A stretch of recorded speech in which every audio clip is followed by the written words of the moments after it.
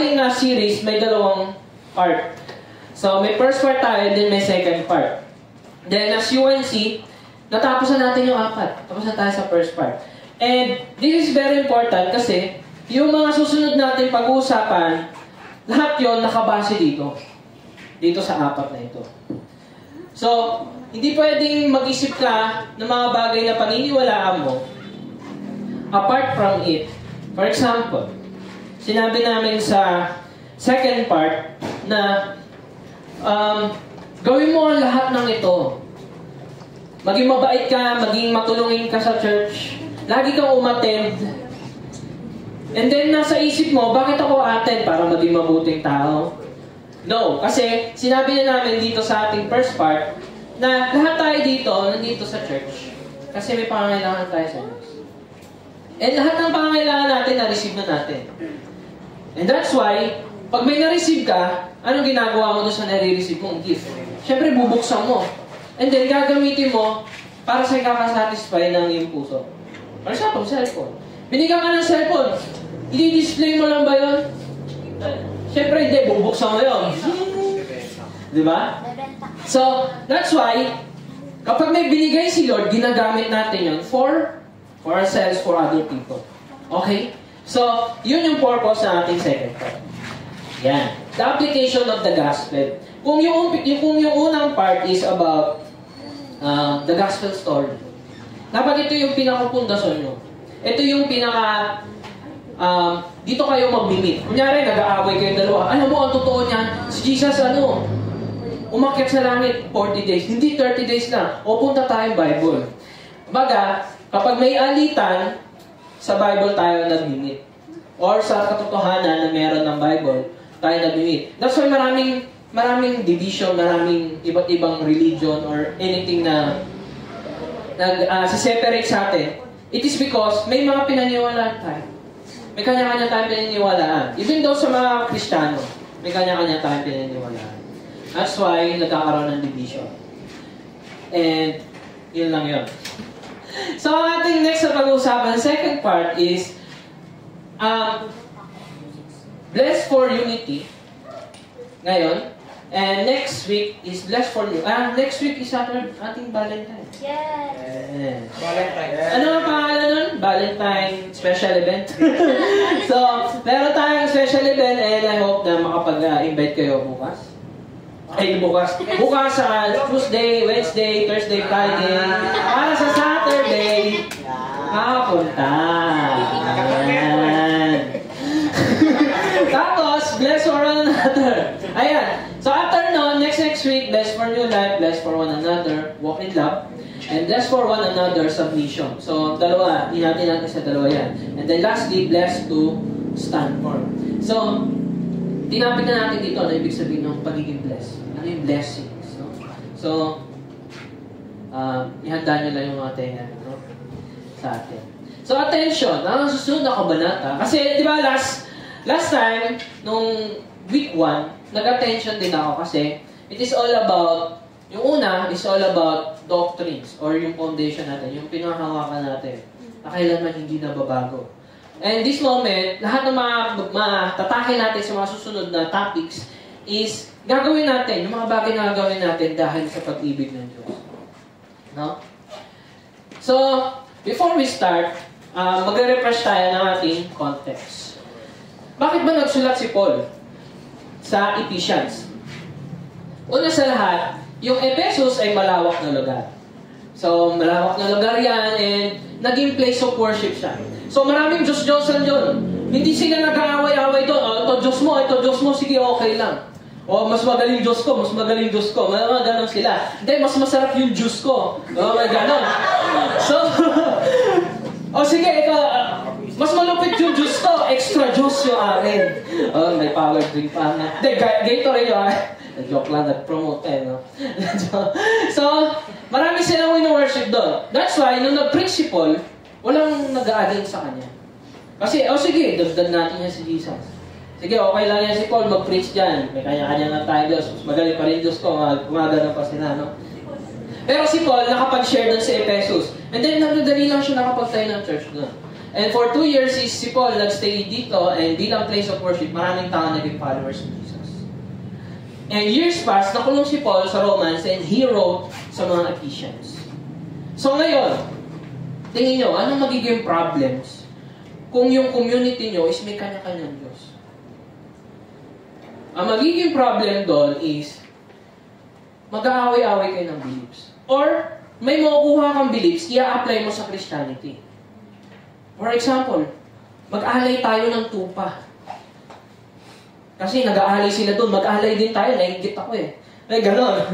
So, nagkakaroon ng, tapos may hindi. Na Kristiyano, sabi niya, hindi.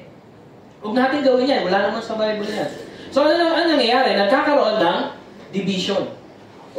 Nag-aalay ng tupa. Kinuha ko yung tupa kong paborito, pinatay ko. Diba? Parang gano'n nangyayari. So, yun yung nangyayari sa Ephesians. That's why puro unity ang ating pinag-uusapan dito. Yun yung sinasabi ni Paul dito. Ngayon, mag-recap tayo. Sa week 1, pinag-usapan natin yung spiritual blessings. This is, talagang pipicturan nyo to. Kasi, bakit? Ito yung pinakapundasyon ng pagiging Kristiyano. Kapag hindi mo to pinaniniwalaan, it may lose your soul. No? Mawawala mo yung soul mo. Dahil, kung sa tingin mo, ikaw yung pumili kay Lord, may problema tayo doon. Or kung sa tingin mo, pinanganak ka, tapos anak ka na rin ng Diyos, at the moment na pinanganak ka dito, sa mundo ito, anak ka na agad ng Diyos, mali rin yun. And at the same time, mali rin din yun na naniwala ka lang sa mga sinasabi nila or ginagawa mo lang yung tongues or anything na supernatural, sealed ka na ni Holy Spirit. Hindi rin ganun yun. Or ligtas ka na dahil masipag ka sa church. Or ligtas ka dahil lagi kang nasa youth life. Diba? Or ligtas ka na kasi na-invite ka dito sa youth life. Hindi rin totoo yun. So, ito ang ating naniniwala. You are chosen before the foundation of the world. And adopted. So, sige, chosen mo na. Huwag tayo mamadali. Dahil konti lang ang pag-usapan natin. Chosen, ibig sabihin, hindi ka pa nakikreate, hindi ka pa pinanganak, pinili ka ng Lord. Alam niya na kung anong magiging pangalan mo. Alam niya na kung paano ka tatanda, paano ka mawawala sa mundong to. Alam niya na lahat yun, and you are chosen na mapalapit sa Kanya. And then at the same time, dahil napalapit ka sa Kanya, dahil sa kasalanan natin, lahat tayo kaaway, and we are adopted. Kaaway, naging anak. So, Lord, dati mo lang akong kaaway, ngayon tinawag mo na ako. So, yun yung sinasabi niya. And, sealed by the Holy Spirit, ibig sabihin, silyado ka na, at kailanman, hindi ka mawawala sa piling niya. Itong seal na to, hindi to mabubroken, parang yung nag-unboxing lang tayo. Nag-unboxing ako, nadali na tanggal eh. Pero si Holy Spirit, walang makakatanggal nun. No? And redeemed by the Son, walang ibang nakapagligtas sa atin mula sa kapahamakan, mula sa impyerno, kundi dahil lang sa anak niyang si Jesus. No? We are redeemed by the Son. Hindi mo pwedeng sabihin na dahil sa mabubuti natin ginagawa, or dahil sobrang cute mo, or mabait ka, ay ligtas ka. Hindi ka ligtas sa ganung way. You are saved dahil merong Diyos na namatay para sa iyo doon sa cross. Kasi anong kabayaran ng kasalanan? Kamatayan. At ang kailangang magbayad nun is buhay na walang bahid ng kasalanan at yun na si Jesus. So, yun nangyayari. Ito yung mga blessings natin na dapat natin tandaan throughout the series. No? And then, ito na ating week 2. Diba? Sinabi natin ating topic noon, sumunod is blessed by grace. Next, blessed with Christ. And then, in week 4, we talk about blessed through His Spirit. Dami natin natutunan dyan. And, in-unfold natin kung ano yung blessed dyan. So, sa week 2, we are saved by grace. Yun yung blessing na na-receive natin kay Lord. And at the same time, yung blessed dyan sa week 3 is, we are united with Christ. Hindi lang basta ka niligtas lang, and then pinabayaan ka na ni Lord. Alam mo, niligtas lang kita, wala tayong relasyon, ha? Ganon. Pero, ang nangyari, niligtas ka ni Lord, at inilapit ka pa sa buhay niya, sa puso niya. And week 4, strengthened through His Spirit, and nasa Christ siya, marami tayong naririnig na panic about, ang daming ang daming tumutulig sa'yo dahil Kristiyano ka, naniwala kay Kristo, may atheist friend ka na laging tumitira sa'yo. And dito natin makuha kung paano tayo ni-strengthen ng Holy Spirit.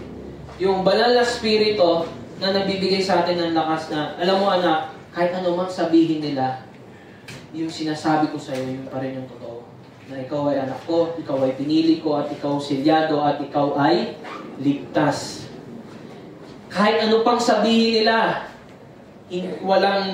hindi nun masisira yung seal na nilagay na sa'yo ngayon. Okay? Yan yung ating pinag-usapan. Last 4 weeks. And, para sa benefit of the doubt ng mga, ano ibig sabihin ng blessing? So, ang blessing is a statement of a goodwill and happiness that is said about another, as well as the condition that fulfills those good words. Si God nagsabi ng, I will bless you. Sa'yo. Wala kang ginawang mabuti. Pinanganak ka lang sa mundong ito. Parang katulad ng nanay mo, pinanganak ka lang pero minahal ka na niya ng buo. Wala ka pang ginagawa. Umiyak ka lang nung pinanganak ka pero minahal ka ng nanay at tatay mo. And at the same time, ganun din, Panginoon. Ang Diyos ang nag-bless sa'yo, hindi mo bless yung sarili mo or wala kang ginawa para mag-bless ang sarili mo. Ang Diyos ang nagpapasaya sa'yo, nagbibigay sa'yo ng happiness. Tanong sa katabi, are you happy? Kapag di yan ngumiti, hindi yan happy. Ngiti. Sabi ngiti. Ngiti. So, diba? Kaya-kaya natin sabihin kapag ngumingiti tayo, we are blessed. Salamat Lord, meron akong magulang na nagkukukup sa akin. Nakakapag-aral ako. Lord, thank you, may mga masarap akong pagkain na nakukuha. Lord, thank you sa lahat ng blessing mo. Thank you, Lord, na nabuhay ako sa mundong ito at nararanasan ko lahat ng mga create mo na nagbibigay sa akin ngayon ng happiness. And that is blessed. Spiritually blessed. Are you happy? Nung na-receive nyo si Jesus, narinig nyo si Jesus, sinabi niya sa'yo na mahal ka niya, are you happy? Yun yung blessed na naranasan natin. No? And ito na ang ating topic. Nakailang minutes ako. So, before we start, let us pray muna. Ito ang ating pag-uusapan. Lord, Heavenly Father, Panginoon, marami pong salamat sa hapong ito, Panginoon, ay pinagkaloob mo sa bawat isa. Thank you, Lord, mga Panginoon, sa mga dinala mo rito upang makarinig ng iyong salita. I hope, Panginoon, na ikaw lang siyang makita. Ikaw lang siyang marinig, Panginoon. Lord, tanggalin mo lahat ng distractions, Panginoon, sa aming katabi, sa aming mga nasa paligid, Panginoon. Lord, let our focus be alive, Panginoon, at maging direkta sa iyo, Panginoon. And I hope, Panginoon, na ikaw lang siyang marinig, ikaw lang siyang magbigay, Panginoon, na rhema words, Panginoon, sa aming mga puso. Lahat na maririnig nila dito, Panginoon, lahat na maririnig namin dito, Panginoon, ay tanging sa iyo lamang nang gagaling. And thank you, Lord, for that blessing, Panginoon. Kaya, Panginoon, sa iyo na po namin tinatasagin na to, in Jesus' name. Amen. Ayan. Okay. So, blessed for unity. Baka, hindi kayo masyado makarelate. Pero, it is something na pwede nating itanong sa ating mga sarili. Ano ba yung ibig sabihin ng unity? Unity is something na hindi kayo nag-away-away. Unity is something na kapag may binuhat ka, may biglang tatakbo, tutulungan ka mabuhat. Unity is something na pag-isip mo pa lang sa umaga, may nakahain ng pagkain. So, unity, hindi lang to sa church, no? Unity is something na nagsisimula sa bahay. Sisimula sa classroom. Unity is something na hindi kayo nag-aaway-away o merong division na nangyayari.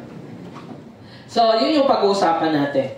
So, let us move to ating first point. Meron akong 4 na point. And ang una is, we are called for unity. Ang sabi dito ni Paul, di ba natapos niya yung unang part ng ating Ephesians. Sabi niya dito, I therefore a prisoner of the Lord. Nakulong siya. Tapos nagsulat siya. Buti na lang may ballpen siya doon or lapis. I urge you to walk in a manner worthy of the calling. That's why kaya tayo nag-recap, no? Kasi alam niyo na sa sarili niyo that you are chosen. You are called na lumapit sa Panginoon.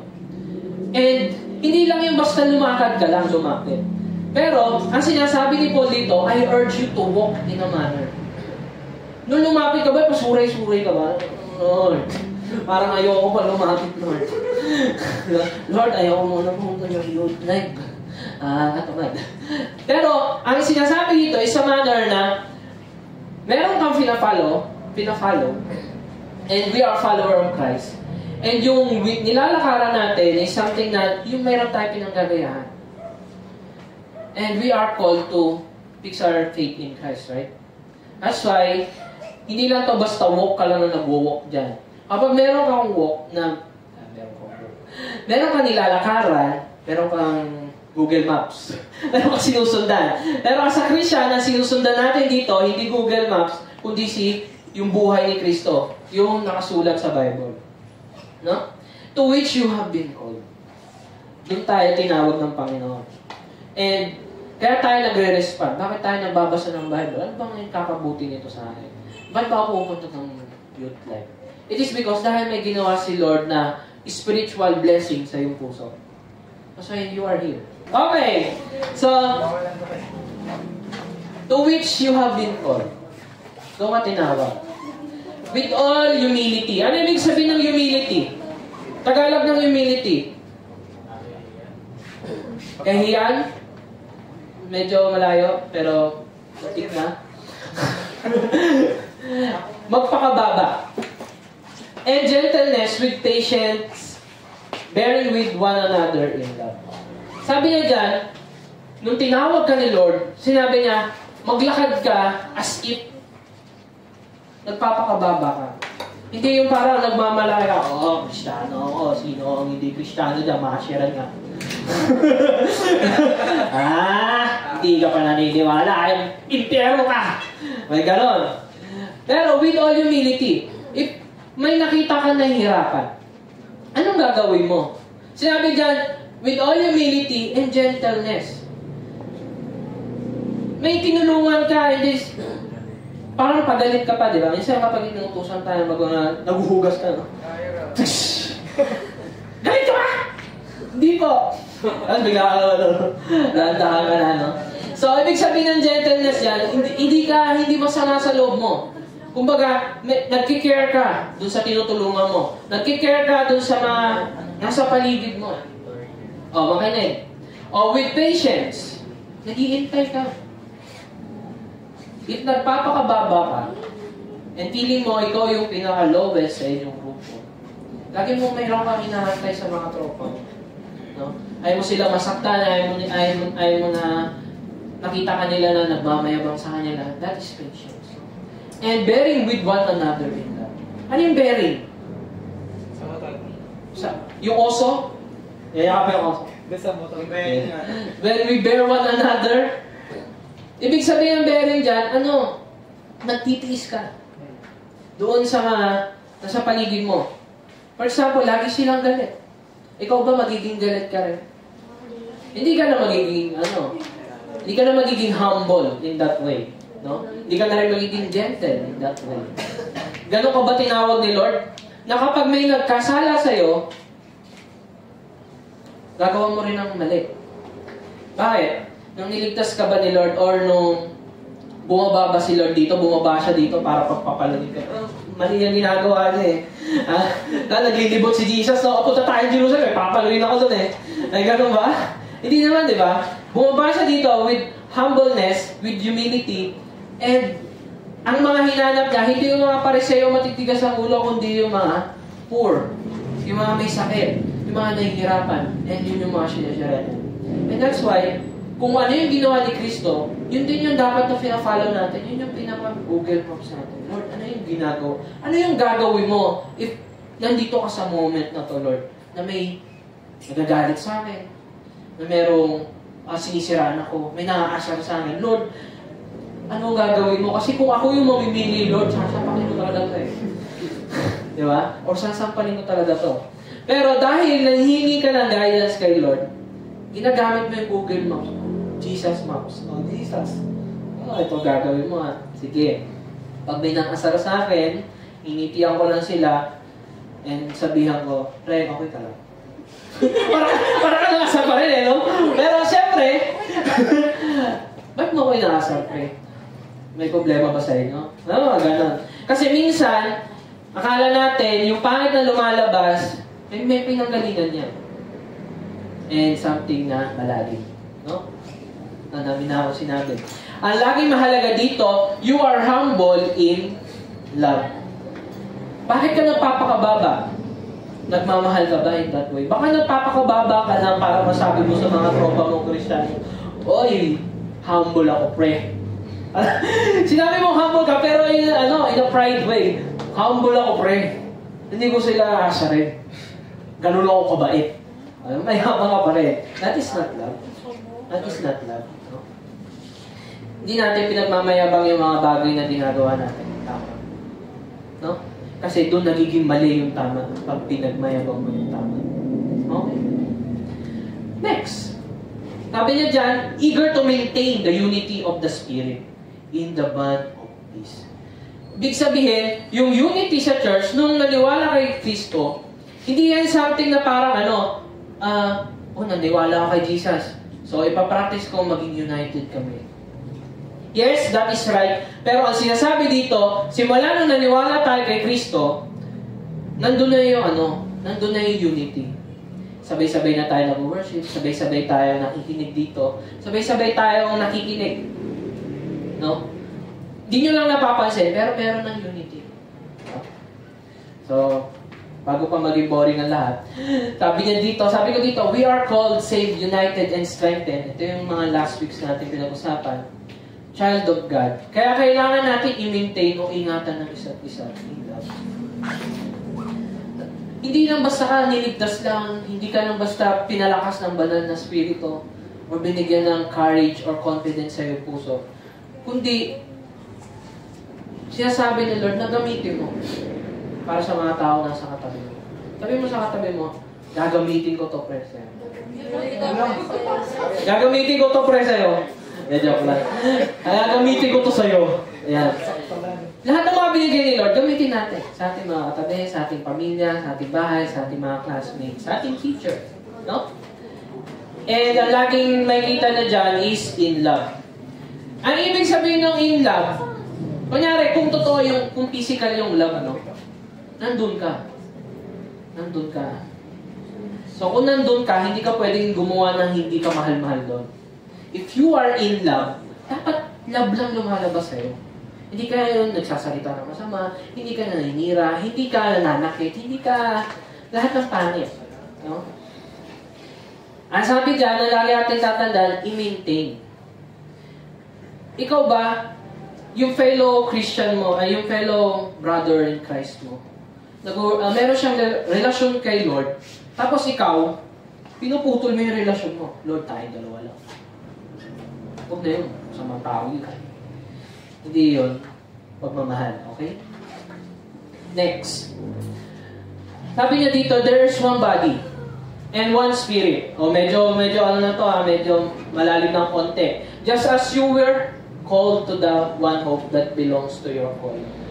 Dahil united na tayo, para tayong parts na, mo yun, yung bumili ka ng robot or Barbie, tapos nilagyan mo ng kamay, nilagyan mo ng kanang kamay, nilagyan mo ng paa, tapos nilagyan mo ng damit.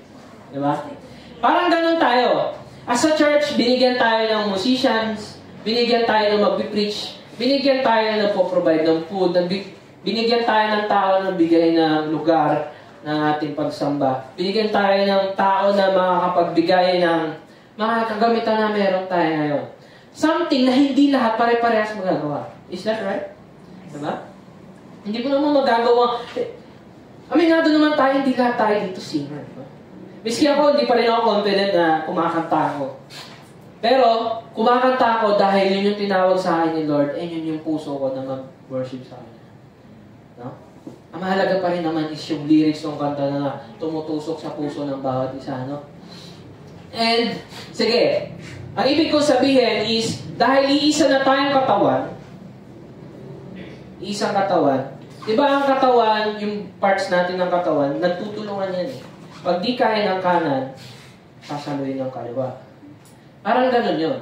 Kung hindi kaya ni Adri, sasaluhin ni Mark. So, ganun tayo dito sa church. Kung wala si Raymark, nasa nag-o-ocular, masaya siya doon. Ako, naiwan, di ba? May sasalo. Okay lang yun. Napanood mo to, alam mo na. So, ganun tayo as a body of Christ dito. We are considered body, and yung head is si Jesus Christ. Siya yung sinusundan natin. Yung kamay mo ba biglang gumalaw mag-isa yan? Hindi mo man alam, sabihin mo nga, yung kamay ko bigla na lang nanampal eh, nagdilim yung mata ko eh. Pero ang totoo nun, nanggaling pa rin yun sa ulo mo. Sabihin natin, putulin natin yung ulo mo, gagalaw pa ba yun? For sure hindi. Pwede mong sabihin na, ay, hindi ko naman talaga sinadya eh. Talagang nagalit lang ako eh, hindi ko naman, ayaw ko naman gawin yun eh. No? So, pag-uusapan natin yan later. So, yun yung ibig sabihin ng one body. And di ba si Holy Spirit, madami ba yan? Hindi, iisa lang yan. That's why si Holy Spirit nasa atin, nasa iyo rin, nasa iyo rin, nasa iyo rin, nasa bawat isa na naniniwala kay Kristo, iisa lang siya. And dahil iisa lang siya, nagiging iisa rin tayo. Parang 1+1 lang, di ba? So, yan. Madali lang hindi niya. Ngayon, sabi dito, one hope that belongs to your call. And one Lord, one faith, one baptism. Kung mapapansin mo sa Christianity, lahat one. Pati yung Trinity, one. They are one. That's why, dahil si God, di ba sinasabi natin, God is love. Paano ka magmamahal kung wala ka namang minamahal na iba? That's why, sa Trinity, tatlo sila nagmamahalan. Unang-unang pa lang, wala pa ang lahat, di pa nakikreate ang lahat, may nagmamahalan na, at silang tatlo yun. And they are one. That's why, they are one Lord. And isa lang yung faith natin. Marami bang Kristo dito? Hindi. Isa lang ang Kristo, at isa lang yung faith natin. And there is one baptism din. Kasi we are baptized in water and the Holy Spirit. No? Isa lang ang banal na Spirito rin. That's why, makikita nyo dyan yung Trinity. Isa lang ang Father natin. Isa lang ang Savior natin. At isa lang yung banal na Spirito na nasa atin. No? Something na theological. No? And then sabi niya dyan, one God and Father of all, who is over all, He is omniscient, over all, and through all, omnipotent, and in all, omnipresent. Parang dyan natin nakuha yan. No? Kung mapapansin nyo, overall, si Father yan. And through all, banal na Spirito, through the Spirit, kaya natin nagagawa lahat ng to. And in all, we are in Christ. That's why, kapag tumingin sa ang Diyos Ama sa'yo, hindi na si Maverick or si Aldrin yung nakikita, kundi si Kristo.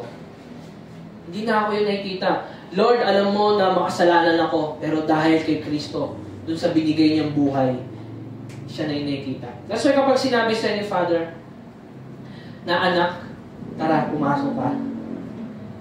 Dahil nakita niya sa'yo si Kristo. Yun yung ibig sabihin nun. Bago ko i-next. Nasa atin si Kristo, simula nung naniwala tayo sa Kanya. Maniwala ka lang sa Kanya, nasa iyo lang si Kristo. Hindi ito parang dapat maging mabait ka muna or dapat mag-baptize ka muna or dapat lagi ka muna nasa church or dapat maka 5 weeks ka nandito sa church para maging Christian ka. Hindi. Maniwala ka lang doon sa ginawa ni Kristo doon sa cross, you are follower of Jesus. Dahil naniwala ka sa ginawa niya. Naniwala ka na after 3 days nabuhay siyang muli at naniwala ka na balang araw mabubuhay kang muli. That is Christianity. That is how ang thinking or oneness ng ating faith sa ating Panginoon. No? Sige. Ano ko lang yung pahabol ko lang. No? So, we are one body, one church, just as like our God who is one, and it is all because of love. Meron bang love na nag-aaway-away? Meron bang love na nag-division? Minsan nga, nung na-brought up dun sa bahay na magkaroon ng kanyang-kanyang kwarto, parang ang lungkot. Kasi, pagpasok ng bahay, diretso sa kwarto. Pagpasok ng isa, diretso sa kwarto. Hindi na nag-uusap. magkasalubong na lang doon sa pintuan. Parang boring, parang nasaan na yung love? No? Simula na nagka-cellphone tayo, pagdating mo cellphone, hanggang sa matulog, hawak mo yung cellphone. Tapos hindi mo na nakakausap yung magulang mo. Nasaan na yung love? Nagmamahal ka ba habang magdamag ka ng cellphone doon at hindi mo pinapansin yung magulang mo?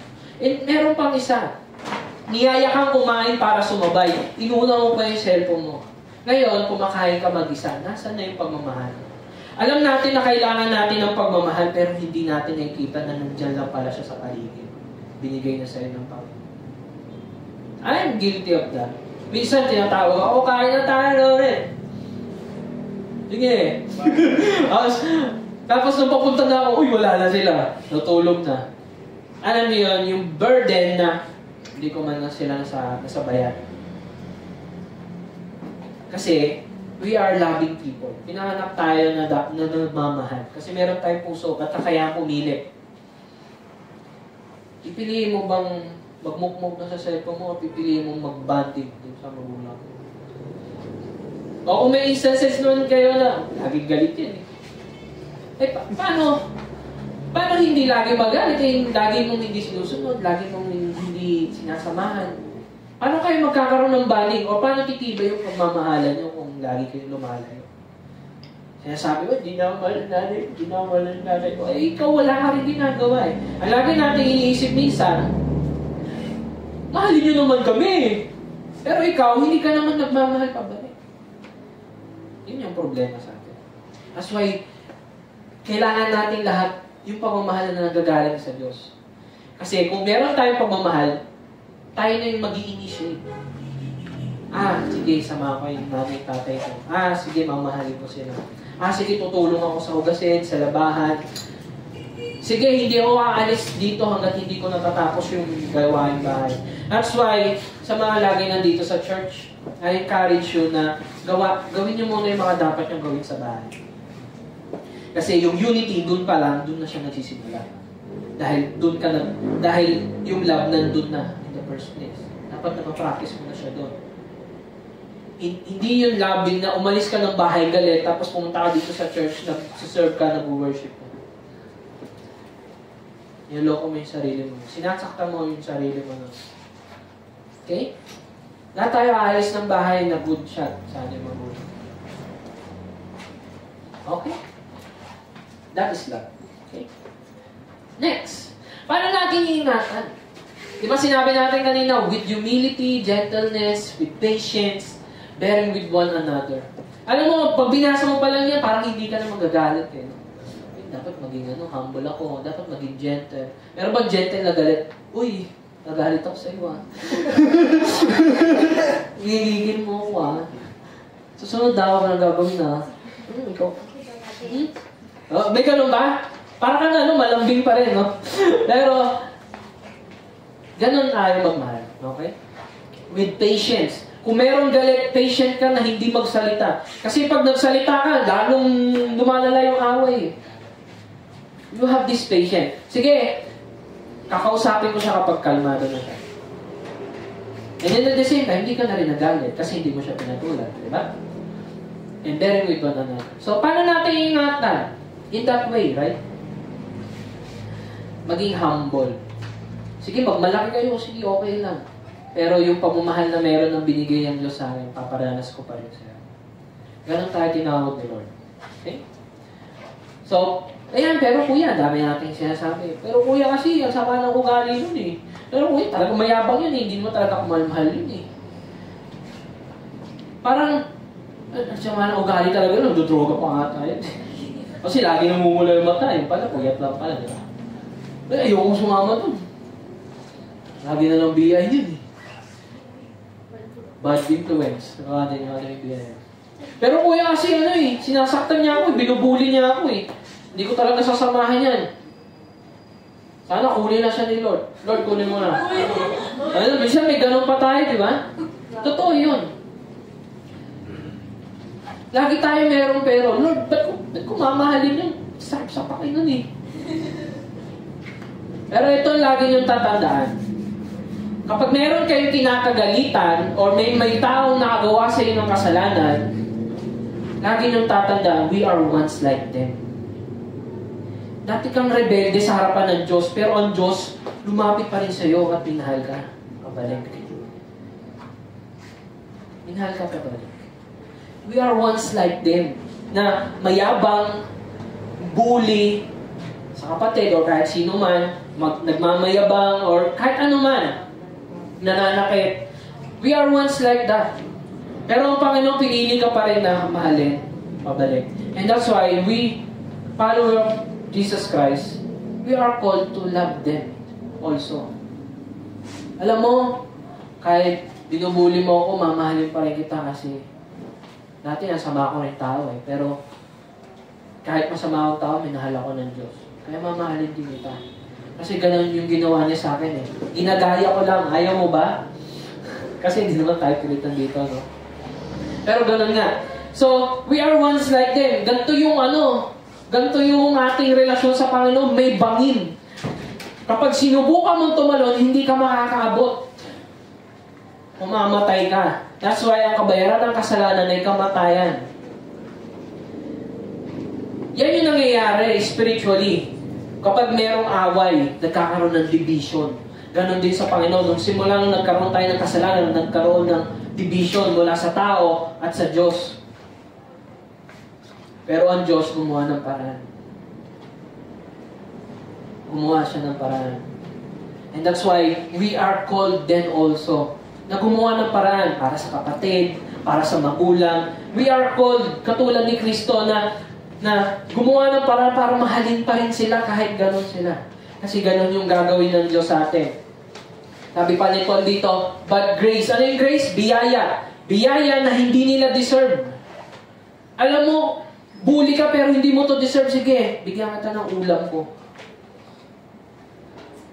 Sinabi sa'yo ng bully, akin yung ulam mo. O sige, ano ba gusto mong next week? Chicken.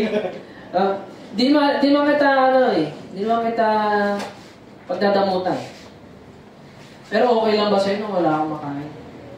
Diba? We are called na hindi magkaroon ng conflict sa ibang tao. Kasi ang Diyos gumawa ng paraan para hindi magkaroon ng conflict. Sabi niya dyan, but grace was given to each one of us. Kahit hindi mo deserve, binigay ng Diyos, dinigtas ka, minahal ka kahit hindi mo deserve, kahit ang tigas ng mukha mo, kahit hindi mo deserve, minahal ka ng Diyos. According to the measure of Christ's gift. And therefore it says, sabi niya dito sa Psalms, sabi sa Psalms to, sabi ng isang songerist sa Psalms, or psalmist, when he ascended on high, he led the host of captives, and he gave gifts to men. Nung tayo ay malayo sa Panginoon, we are once far away from God, gumawa ang Panginoon ng paraan. Bumaba siya dito sa mundong ito, in a human flesh, si Jesus Christ, and he led a host of captives. Lahat ng kaaway niya, tinalo niya. Ano yung tinalo niya? Yung kasalanan natin doon sa cross ng Kalbaryo. Tinalo niya yung kasalanan. Tinalo niya yung kamatayan. Paano niya tinalo yung kamatayan? Kasi namatay din siya at nabuhay nung muli. Ibig sabihin, yung kinakatakutan mo, tinalo niya na. And he gave gifts to men. Dahil victorious siyang nabuhay muli, lahat ng mga spoils, di ba kapag may gera, makukuha yung mga sinakop nila, makukuha nila yung mga spoils, yung mga makukuha nilang pwedeng magamit nila. Mga treasure, mga tupa, mga hayop, mga animals na magiging dagdag sa kanilang ari-arian. Ganun din. Nung muling pagkabuhay ni Jesus, na-receive ni Jesus lahat ng yung glory and lahat ng mga blessings na dapat meron ng isang righteous na tao. Di ba si Jesus yung naging righteous para sa ating lahat? Na-receive niya lahat ng blessing. Na-receive niya lahat ng blessings. And nung na-receive niya yung blessing, binigay niya doon sa mga taong naniniwala sa Kanya.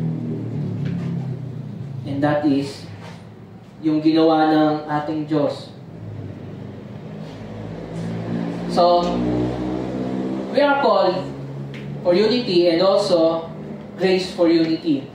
Notice, sabi ni Paul dito, sabi ni Paul, notice that it says He ascended. So, yung kaninang verse kanina, in-explain ni Paul. Sinabi doon na He ascended. This clearly means that Christ also descended to our lowly world. Anong sinasabi ni Paul dito? Sinasabi ni Paul dito, kung si Jesus nag-ascend, ibig sabihin, nanggaling siya sa baba. Wala namang bagay na nasa taas, tapos tumaas pa ulit. No? Kunyari, yung ilaw, tataas pa ba yan? Wala na, hanggang dyan lang yung kisame eh. Hindi na siya mag-a-ascend. Ang nag-a-ascend lang ay something na nasa baba. So, si Jesus, bumaba dito, nagpakababa, at hinanap ang bawat tupa na nawawala. And He ascend. Ano ibig sabihin ng ascend yan? So, bakit natin sinasabi kanina yung humility? The God of the universe descended in human form. And through humiliation, doon tayo naligtas. Bumaba ba si Jesus dito? O ako ang Diyos, gawin niyo akong hari. O sige, alis ka na dyan. Ako naupo dyan sa trono. Ganun ba? Nung pagbaba niya? Hindi. Bumaba siya, wala siyang magandang suot, pinanganak pa siya doon sa sabsaban. Diyos sa sabsaban. Tapos lumaki pa siya na hindi marangya, naging karpentero pa siya, nagtrabaho siya. And through humiliation, dami niyang ginawa, and then lahat ng mga taong, mga pinagaling niya, mga taong tinulungan niya, yung pa yung mga mismong tao na nampako sa kanya sa krus.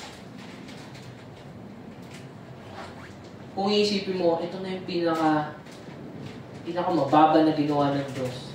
Siya yung pinakamataas sa lahat. Pero ginawa niya yung pinakamababa para sa ating lahat. And doon sa cross, doon tayo naligtas. Dahil sa ginawa niya.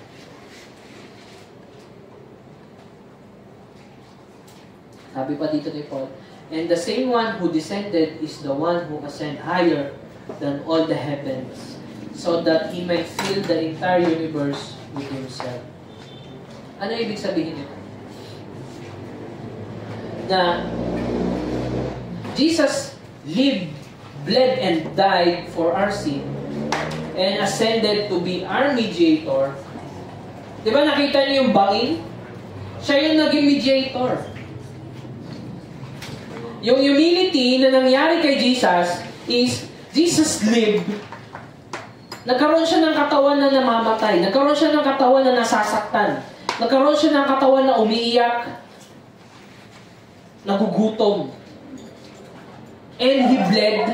Dinala siya sa cross and died for our sins. Para lang sa mga kasalanan ginawa mo, namatay si Jesus. And He ascended no after 3 days, nabuhay siyang muli. Namatay si Jesus doon sa cross, nilibing sa grave, and after 3 days, nabuhay siyang muli at He ascended. Nabuhay siyang muli, na-receive lahat ng blessing, bakit siya umakyat sa langit?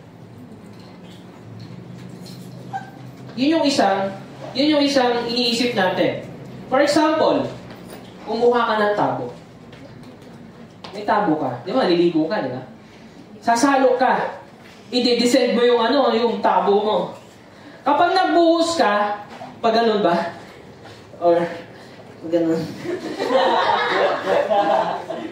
Di ba kapag nagbuhos ka, galing sa taas.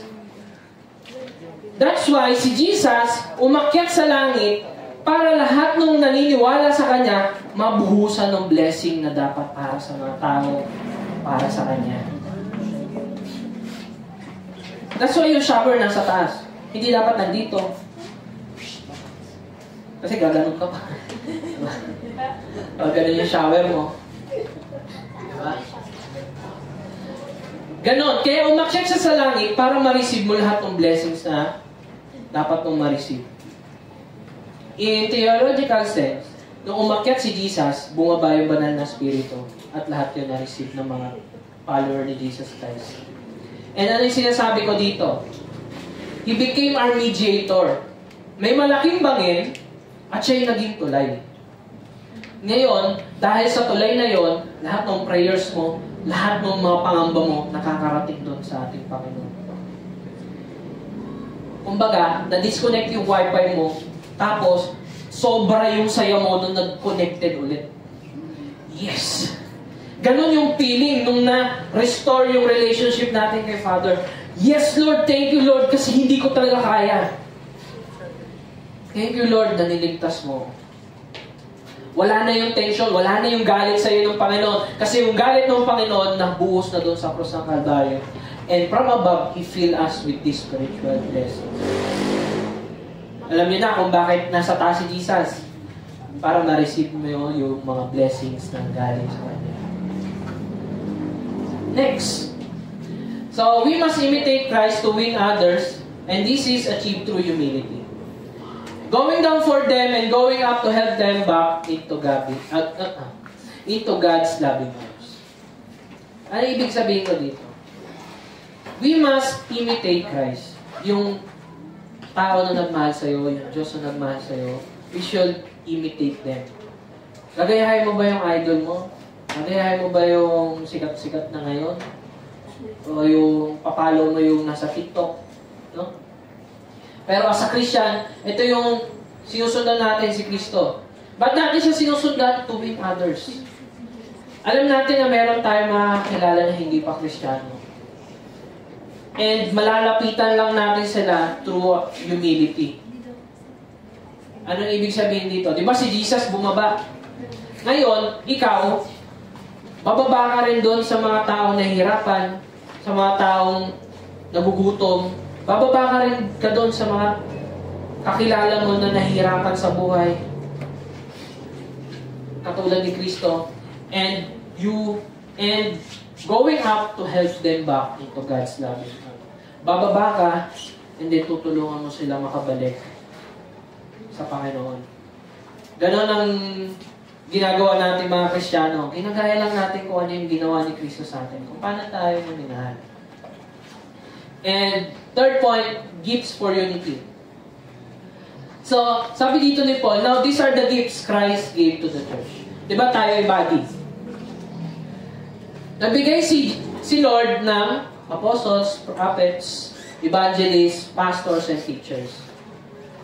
Yung apostles, yan yung mga nakasama ni Jesus, yung 12 disciples. Kasi sila yung nakakita kay Jesus. Sila yung pinaka-legit na katuruan. Katulad ni Paul din.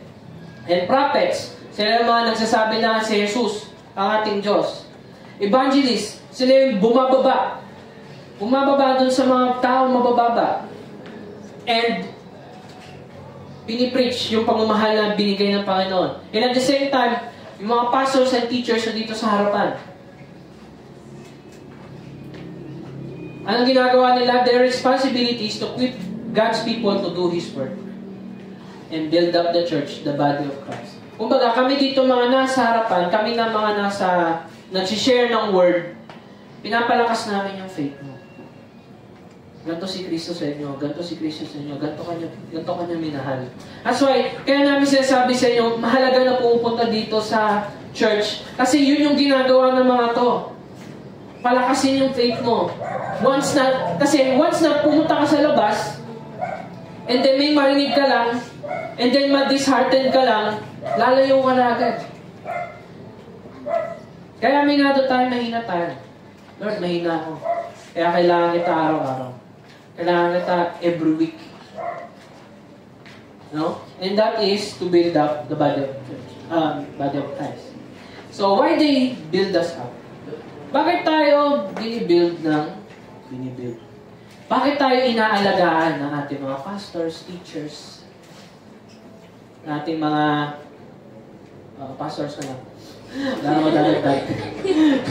Kasi yun na lang meron tayo dito, pastors. And evangelists, yung mga nag-share ng word. Bakit nila ginagawa yun? Kasi, ginagawa nila yun constantly, every week dito sa harapan, or every day, mag-share ng word, mag-share ng verses, so that ma-attain nyo yung unity of the faith. Para yung mga faith natin maging pare-parehas. Kasi may kanya-kanya tayong paniniwala eh.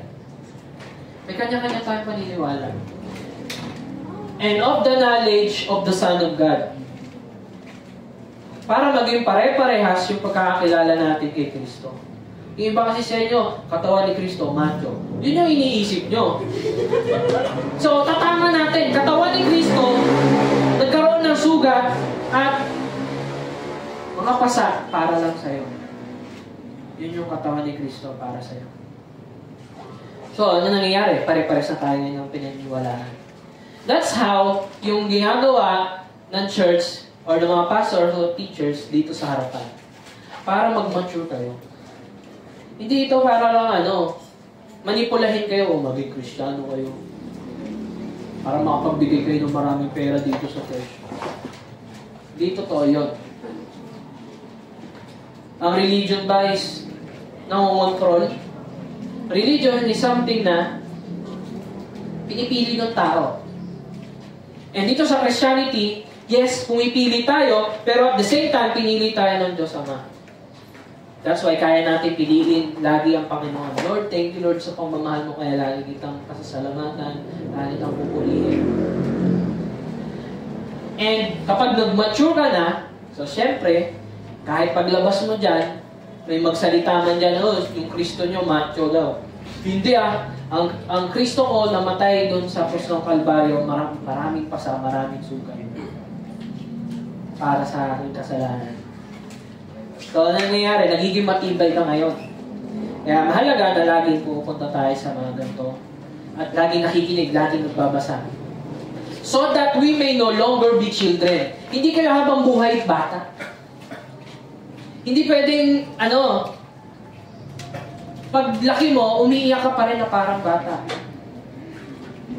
Lahat tayo dito nag-i-improve. Lahat tayo dito nag-grow.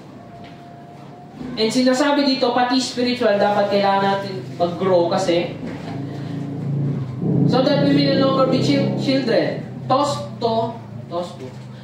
to and fro by the waves and carried about by every wind of doctrine, by human cunning, by craftiness in deceitfulness schemes. Pinapatibay namin yung faith nyo dito para paglabas nyo, hindi kayo matangay ng mga taong nasa labas. Hindi yan totoo si Kristo. Ano yung Bible? Fairy tale lang yan. Lahat ng mga nagsasabi ng ganon, hindi talaga nagbabasa, hindi talaga nag-aaral. Kasi marami na nag-prove na yung nangyari kay Kristo ay totoo. Marami na nag-prove na yung Gospels na Matthew, Luke, and John ay totoo na kwento ni Kristo. And kung totoo yun, ibig sabihin, pati yung pagkabuhay niya totoo. And lahat ng sinabi niya totoo. Kasi sinabi niya rin yung about kay Noah. Ibig sabihin, kung si Jesus ay totoo, tapos sinabi niya yung kwento ni Noah, naniniwala siya kay Noah, so ibig sabihin, yung kwento ni Noah doon sa flood, totoo rin. That's why, ang lagi natin basehan ay si Kristo.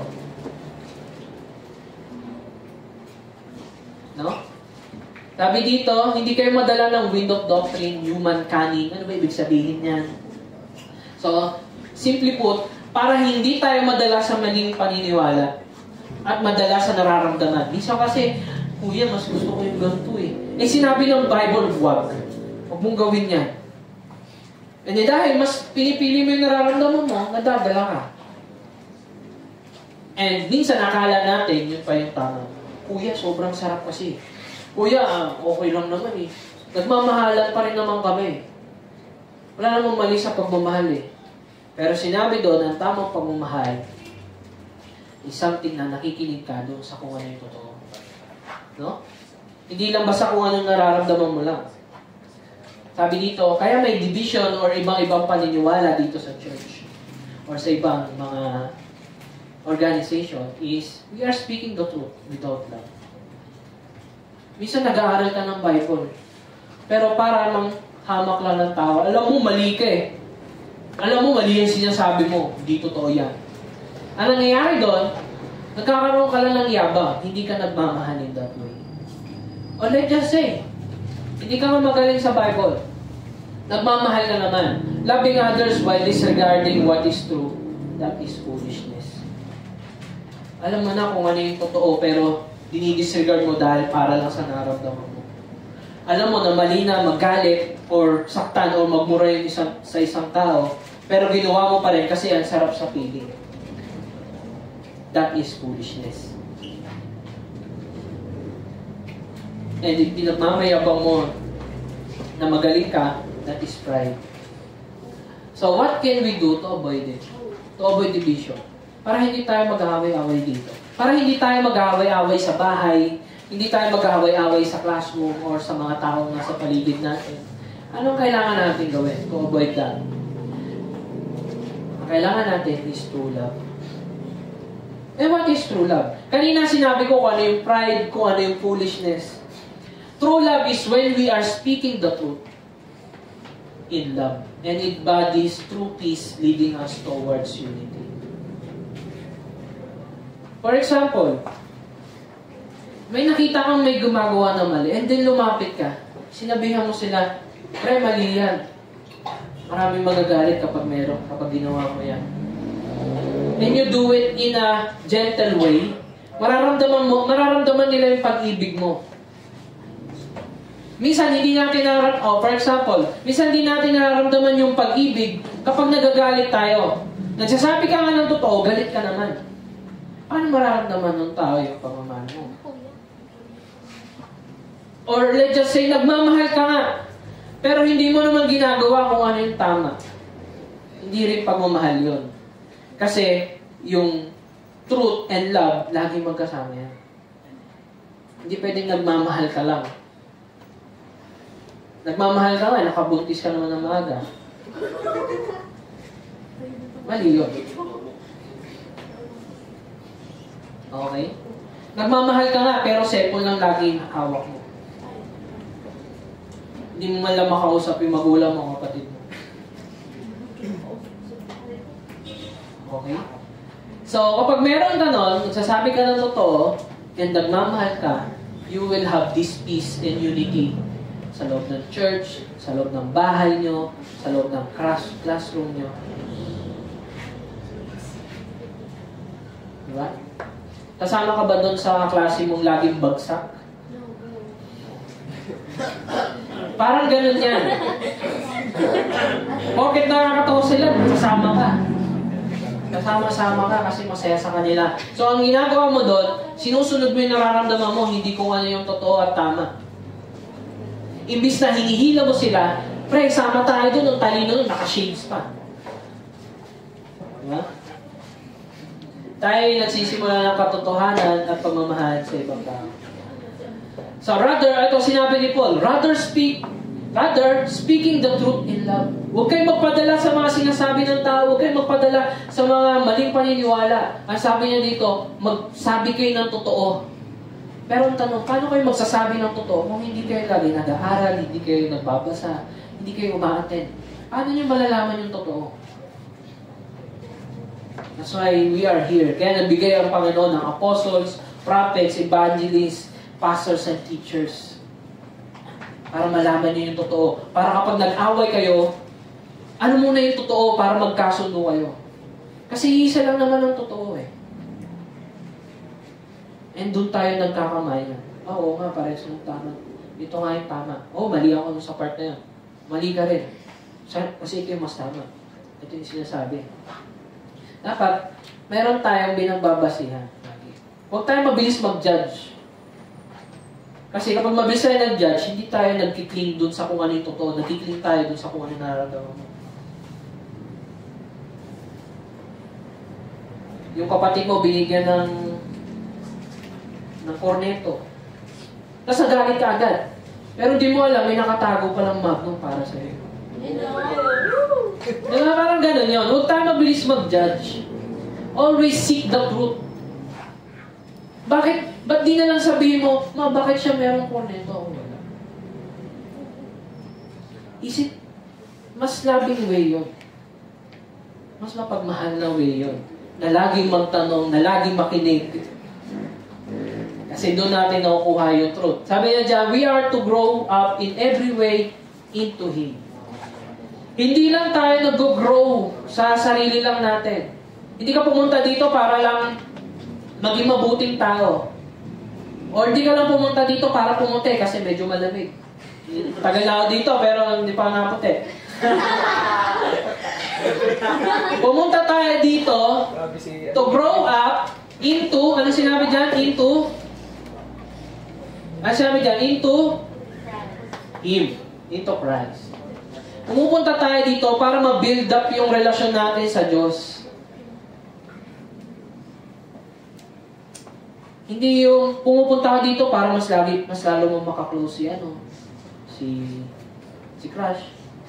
Pupunta ka ng school para mas lalo siya makita. Ano nangyayari doon? Sunod-sunod mo lang yung nararamdaman mo. Pupunta ka lang dito kasi masaya yung tugtugan. Pupunta ka dito kasi may pagkain. Anong sinisik mo? Sinisik mo yung kung ano yung nararamdaman mo. Gutom, kaya gusto mo pagkain. Imbis na hanapin kung ano yung totoo na siyang magliligtas sa'yo. Bakit tayo nagkakaroon ng magandang trabaho barang araw? Kasi nag-aaral tayo, inalam natin kung ano yung totoo.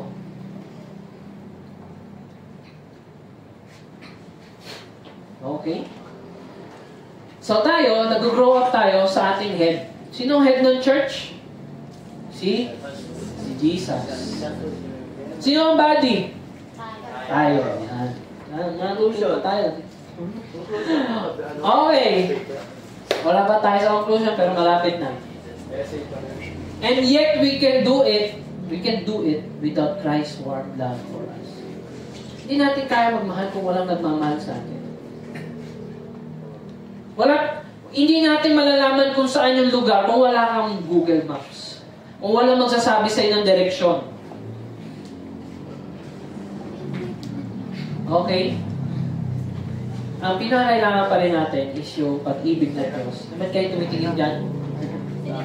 Christ is the head of the church. And church is the body. Yan yung sinabi niya ngayon. And then last verse, sinabi niya dito, who is the head into Christ, from whom the whole body, tayo yung whole body joined and held together by every joint with which it is equipped. When each part is working properly, makes the body grow so that it builds itself up in love. Para tayo mga parts na pinagdugtong.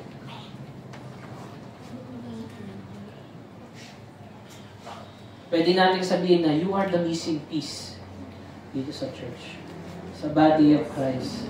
Minsan, hinahanap natin, sino yung walang parte sa akin? Sino yung magpupuno sa akin? Hindi totoo yun. Si Jesus lang magpupuno sa buhay mo, sa puso mo. Dahil siya lang yung totoong nagmahal sa'yo. Hindi ka kailan iiwan. Hindi ka mangangamba kasi lagi nga sinasabi sa'yo na hindi kita iiwan, hindi kita lulubayan, hindi kita pababayaan. Ganun kanya kamahal, okay? And dahil sa pagmamahal na yun, we held together. Kapit bisig. No? Makes the body grow so that it builds up itself up in love. So, sinasabi dito na, kaya, isa sa conclusion, we are blessed because Father has called us, Christ has given grace to us, and the Spirit has given gifts to us, uniting us as one whole body. Isa tayong katawan dito. Pwede ba ang katawan puro kamay? Hindi na tao yun, okay? Sabihin mo nga, gusto kong maging singer. Paano kung lahat tayo naging singer dito? Sino na yung audience? Di ba? O for example, ayaw mo pumunta ng church, sinatamad ka. O sino nagagawa ng task mo na iniwan? Para tayong, for example, okay. Paano malalaman ng mata na mayroong tumutunog sa likod? O kunyari, may truck na nagbubusina. Paano mo malalaman kung yung mata mo nasa harapan, yung truck nasa likod? Gamit ng tenga. O, paano pagbarado yung ilong mo? Anong lasa ng pagkain? Wala. Walang lasa. O, paano malalaman nung lalakaran mo, yung paa mo, yung dadaanan? Siyempre, gamit ng mata. May kanya-kanya tayong role dito sa church. Just like kung meron ding roles sa Trinity. Ang role ni Father is to be a loving Father. Si Jesus as our Savior and si Holy Spirit na laging nandyan para sa inyo. May kanya-kanya rin silang role. And then, ganun din tayo dito sa church. Kaya namin binigyan yung mga task nyo. Sa mga leaders, meron kayong task. Kasi may kanya-kanya tayong role. And we are one body. Nagtutulungan tayo dito. Hindi yung task mo, gawin mo ha. Hindi ganun. Diba? We are one whole body here. And this is the truth that we should listen to and speak about with love. Ito yung dapat lagi natin tinatanong. So, love. Lagi natin sinasabi yung love. And what is that love? This is how I will end. Jesus' body was broken on that cross so that we can be whole in love. Imagine, nasira yung katawan niya para mabuo ka lang. That is love. Ngayon, ang tanong, kung si Jesus at yung katawan niyang sira-sira ang nabuo sa church na to, papayagan mo ba yung sarili mo na ikaw ang maghati nito? Or ikaw ang mag-divide? Or ikaw ang mag-create ng division dito sa church na to? Of course not. Paano tayo nagkikreate ng division? Kapag siniseparate mo yung sarili mo, kapag may ginagasip ka, may sinisiraan ka, meron kang inaasar, saan nagsisimula yung division? Sa loob ng bahay. Kapag lagi ka na nagsiselfone, imbis na kausapin yung mga nasa paligid mo. Puro ka ng tulog. Bakit ka puro tulog? Kasi puyat ka sa gabi, puro cellphone pa rin. Alam nyo, lahat ng to, magagawa lang natin because of love. That's why, lagi natin tatandaan how Jesus Christ loved us. So, let us pray. Heavenly Father, Panginoon, marami pong salamat sa akong ito na pinagkaloob mo sa bawat isa. Thank you, Lord, for the broken body of yours, Panginoon, that makes us whole, Panginoon. I pray, Panginoon, that this moment, Panginoon, yung mga rare words na nakuha namin, Panginoon, sa word mo, Panginoon, ay mag-push namin, Panginoon, na hindi ilayo ang sarili namin sa bawat isa. Mas lalo pang umaten, Panginoon. Mag-create ng unity, Panginoon, sa loob ng bahay, sa loob ng school, Panginoon, sa loob ng classroom, sa mga magkakaibigan, sa loob ng circle of friends, Panginoon. Kami ang siyang manguna, Panginoon, ng unity and love, Panginoon. Because that's how, Panginoon, mo kami tinawag. That's how mo kami pinuntahan, Panginoon, sa pinakamababang lugar ng aming kinalalagyan, Panginoon. And pull us up, Panginoon, pabalik sa iyong piling, Panginoon. Kaya, Panginoon, thank you, Lord, for your love na siyang nagpupush sa amin, Panginoon, na gawin kung ano yung nais mo. Thank you for your love, Panginoon, na kami ay malaya ngayon, Panginoon, mahalin yung mga nasa paligid namin, Panginoon, kasi you always sustain us of your love, Panginoon. Kailanman hindi kami mauubusan ng pagmamahal kasi lagi namin yung marireceive sa'yo. Kaya I pray, Panginoon, na huwag mo kaming hayaan, Panginoon, na ma-disconnect sa'yo, sa church mo, sa word mo, Panginoon, sa Bible mo, Panginoon, para mas lalo ka pa namin makilala at mas lalo namin matutunan kung paano magmahal, Panginoon, kasi yun yung kailangan ng bawat isa na nandito. Kaya, Panginoon, sa iyo na po namin tinataas sa salita ito sa pangalan ni Jesus. Amen.